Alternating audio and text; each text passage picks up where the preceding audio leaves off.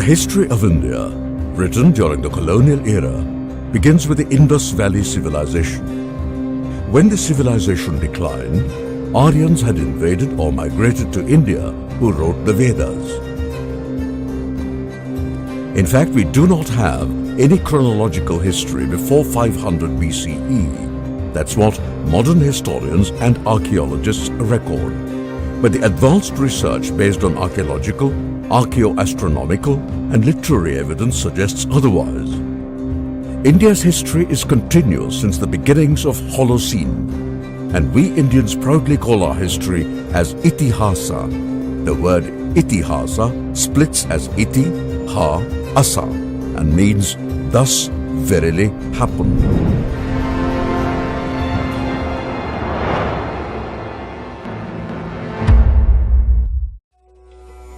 Vedic, Post-Vedic, Itihasa and Purana texts record history just in a form that is different than what is now considered to be the norm. Today, the definition of history is that which was introduced into India by the colonial historians who just doubted our antiquity without evidence. Much prior to that, the Rishis recorded chronological and genealogical history so that future generations could benefit from its learnings. Let us scientifically explore our chronological antiquity. It may be difficult to say when humans settled down in the Indian peninsula, but the catastrophic eruption of Toba volcano of Sumatra, Indonesia, had wiped out the humanity, flora and fauna of India 75,000 years ago. Toba's erupted mass deposited an ash layer of about 15 centimeters thick over the whole of India. Archaeological site of Jwalapuram in Kurnool district has evidence of human habitation before and after the event of Toba eruption. Possibly only a few people living in the hills of Kashmir and Hindu Kush range might have survived. Gradually, northwestern and North India became habitable. Thus, Sapta Sindhu region and Saraswati river became the cradle of Vedic civilization.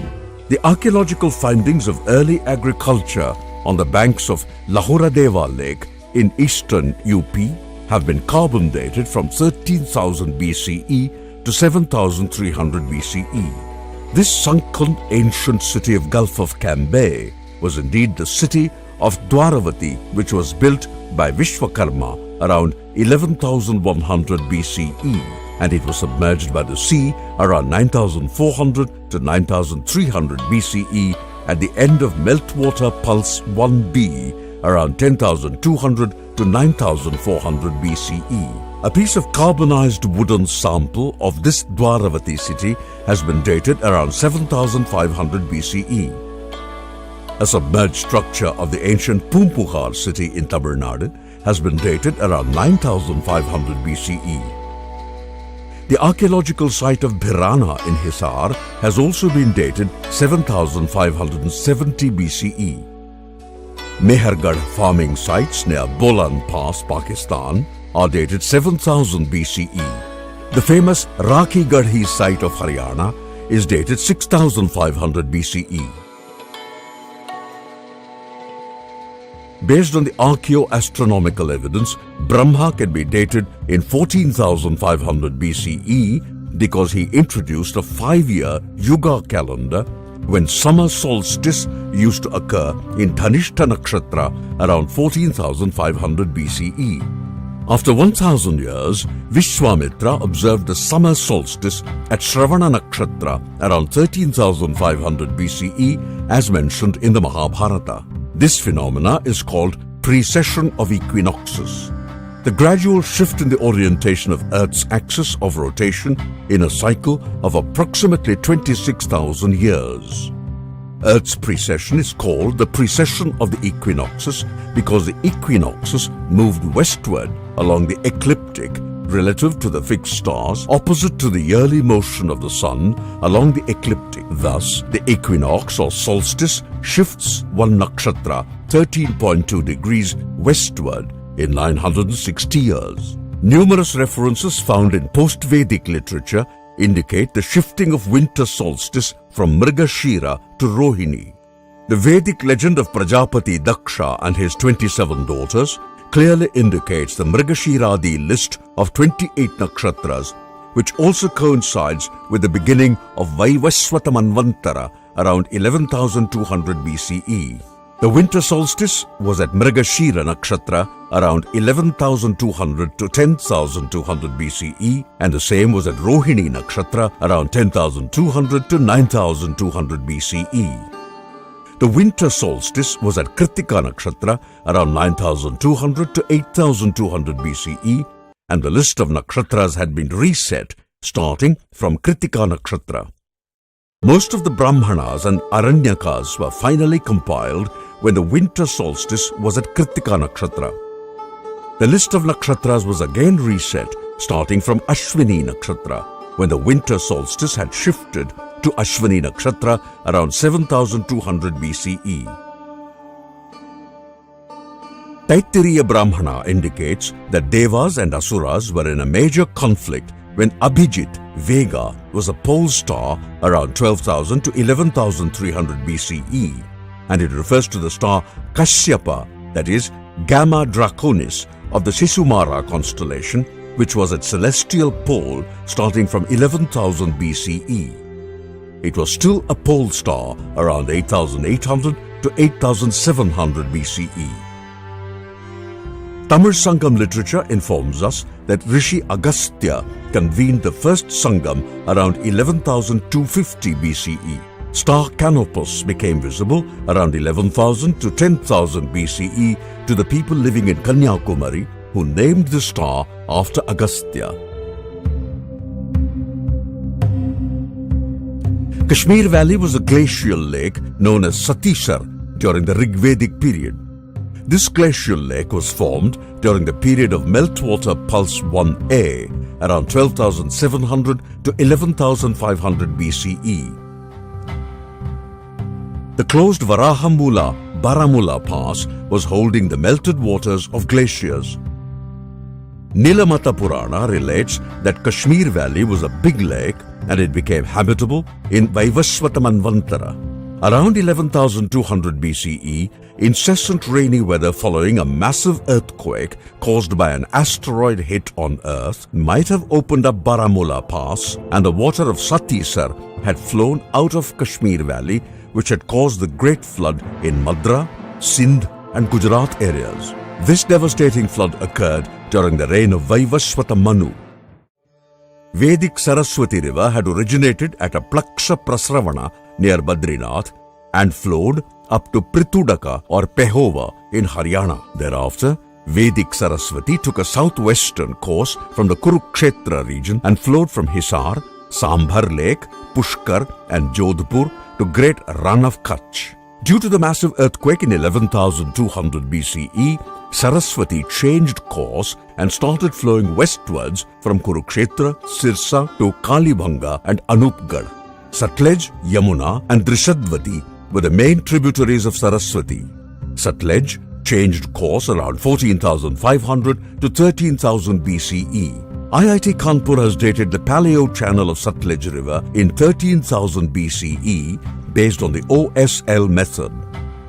Yamuna and Drishadvati continued to be the tributaries of Saraswati. Yamuna had two channels in the Vedic period. One Yamuna channel flowed westwards and merged with Saraswati, whereas another channel flowed eastwards and merged with Ganga river at Prayaga.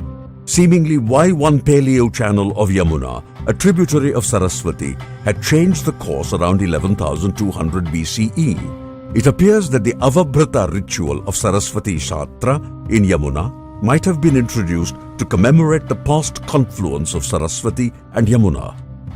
According to oceanographic studies, sea level suddenly rose 28 meters in 500 years, about 10,000 to 9,500 years ago. This accelerated sea level of 10,000 to 9,500 BCE has been named Meltwater Pulse 1b. Most probably Dwaravati city in Gulf of Cambay was flooded by the sea around 9,400 to 9,300 BCE at the end of Meltwater Pulse 1b. Seemingly, it took at least 1,500 years to completely submerge the area of Dwaravati city. Thus, the piece of wood found in the area of the sunken city in the Gulf of Khambat was submerged around 8000 to 7500 BCE.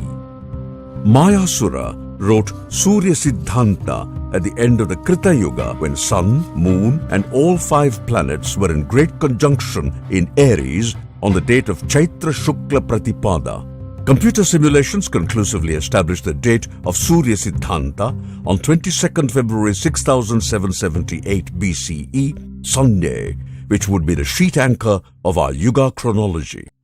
A Yuga had only 5 years in the Vedic era, but the duration of a Yuga and Chatur Yuga were increased from 5 to 1200 years and from 20 to 4800 years in 6777 BC.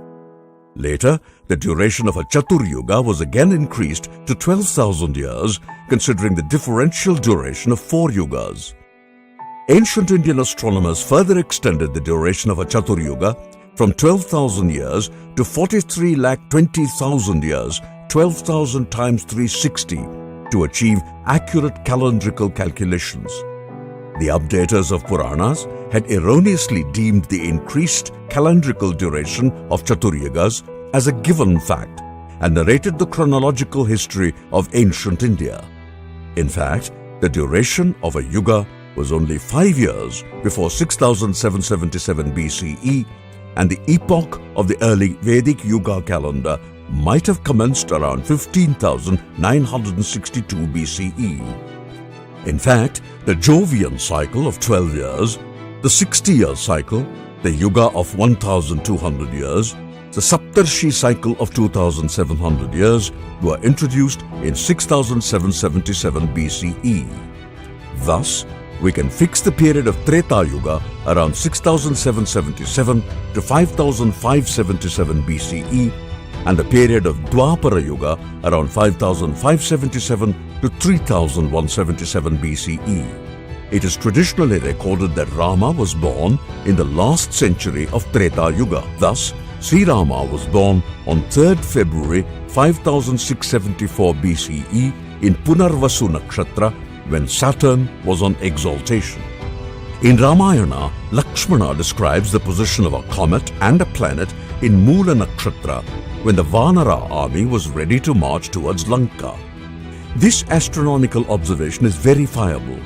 Venus was in Mula constellation around 22nd August to 3rd September 5635 BCE, and the Halley's comet had also entered Mula Nakshatra on 23rd August 5635 BCE. The apparent magnitude of 1P Halley was 2.14 on 23rd August 5635 BCE. It was visible to the naked eye after sunset between 23rd August and 23rd September 5635 BCE, and it gradually faded away. According to the studies of post-glacial sea level rise, Sri Lanka had been connected with India through land route at least up to 6200 BCE.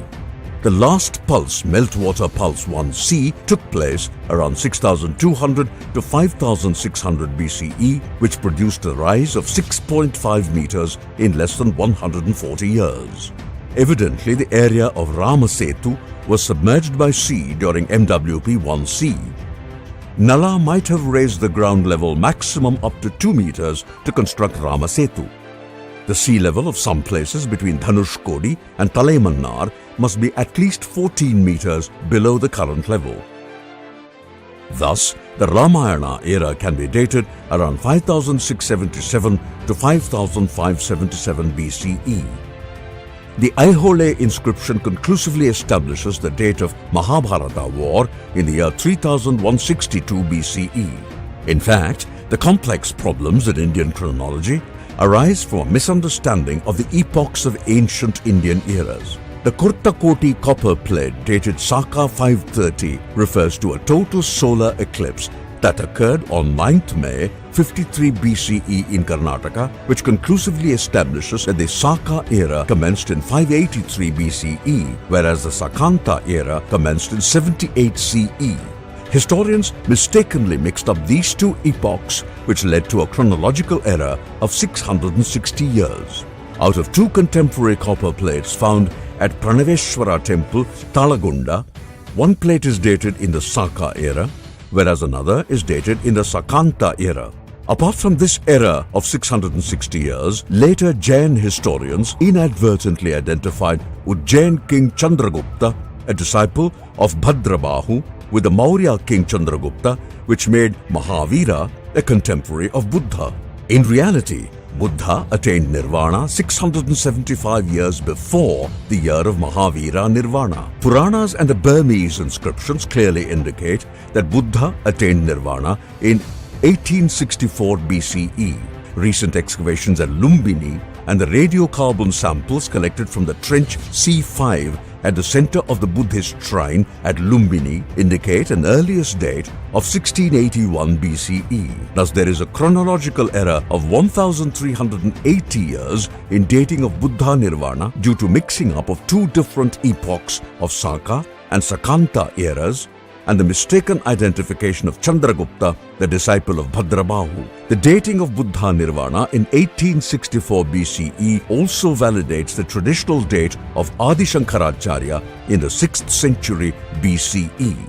This entire research work of Vedveer Arya has been presented in two books: The Chronology of India from Manu to Mahabharata and The Chronology of India from Mahabharata to Medieval Era. Since the change in date of Buddha Nirvana affects the entire world chronology, the sheet anchors of Western chronology have been discussed in the third book titled The Origin of the Christian Era, Fact or Fiction.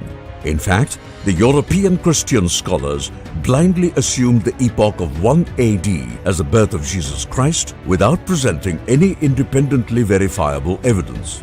Therefore, this book argues that the epoch of the Christian era does not deserve to be the sheet anchor of world chronology. There is genuine need to fix the Western chronology up to Augustus without referring to the epoch of the Christian era. The Vedas tablet found in Babylon offers independently verifiable astronomical evidence, but unfortunately, the world historians miserably failed to fix the exact date of the Venus tablet.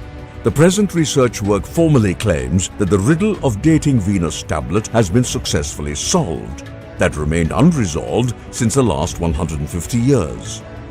Thus, the research work presented in three books provides a complete solution, not only for the chronological problems of India, but also that of world history. In reality, the internal archaeo-astronomical data of ancient Indian literature and marine archaeological site of Dwaravati in the Gulf of Cambay conclusively indicates that India has a continuous chronological history since the last 16,500 years, starting from the time of Rishi Brahma and his son Swayambhuva Manu. Ancient Indian historical tradition painstakingly preserved the genealogical chronology, but the increased yuga durations in the Indian calendar led to the loss of true chronology.